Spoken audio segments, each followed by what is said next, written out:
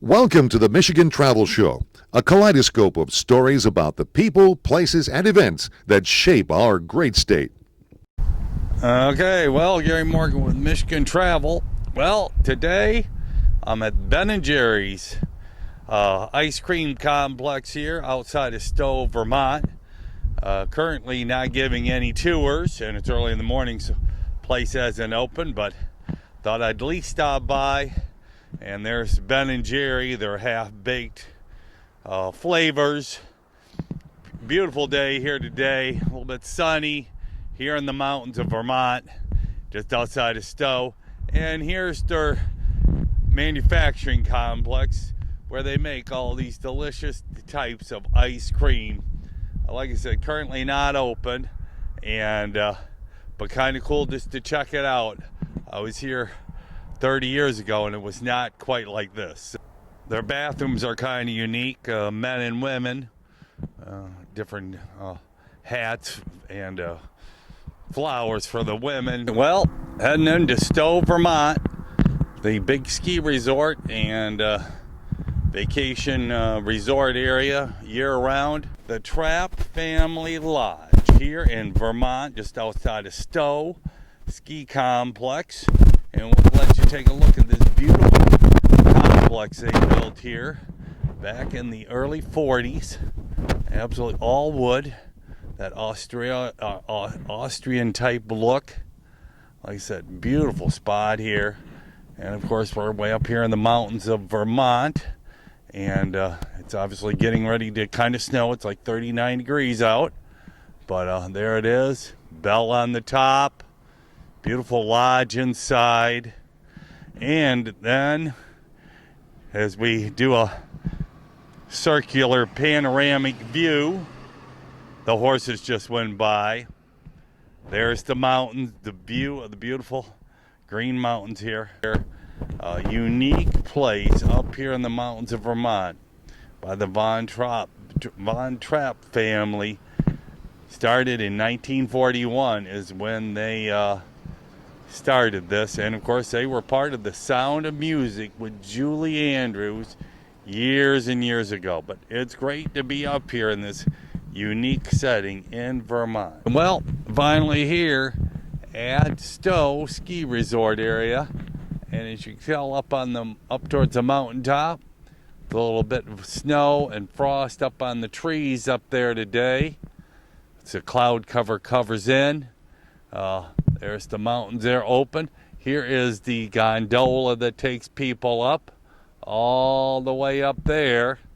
And the complex down here, they've been making some snow, getting their snowmaking stuff together.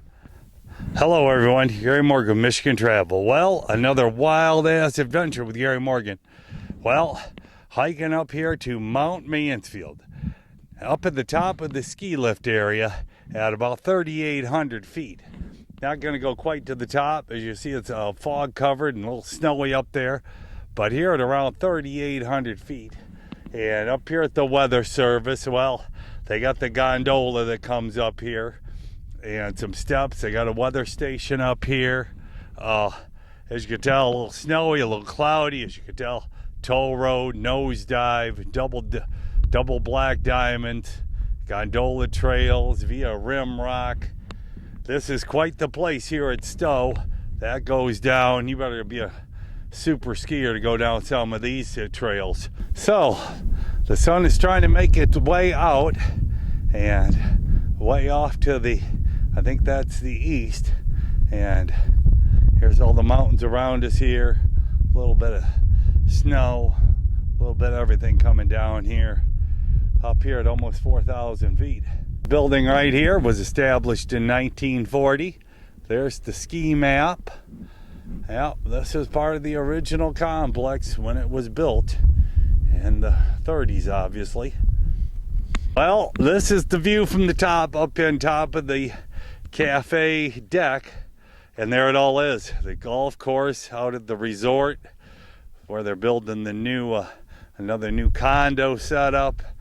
And all the mountains, ski hills on the other side, one there, covered mountain with a cloud, This is truly spectacular. Hey, well, made it back down. There's the so-called the Toll House Double, but that road right there, just hike that all the way up to, you can see the weather station up there, just a little bit south of that weather station. Didn't quite make it there.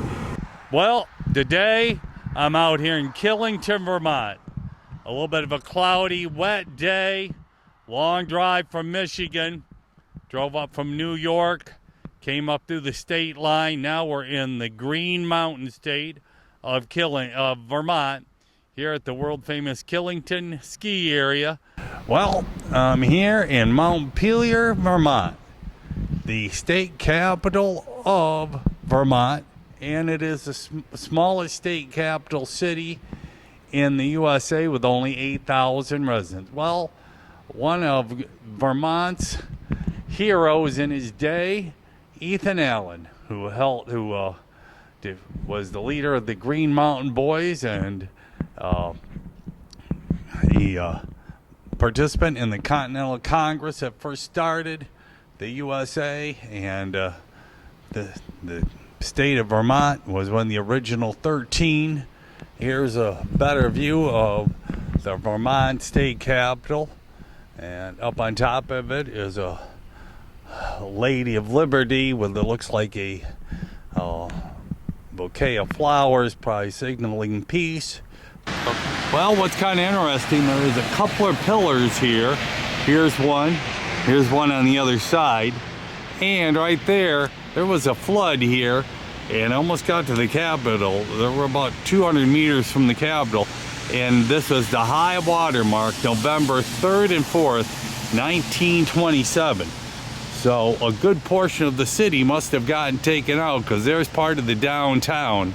And if the water was this high, this is about 6-7 feet high right here, a good portion of that whole street was taken out. Well, here's a marker, a Vermont state marker, and it says State House.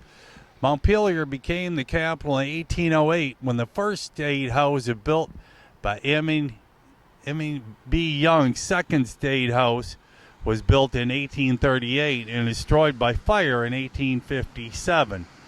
Was similar to this third structure on this site, completed in 1859.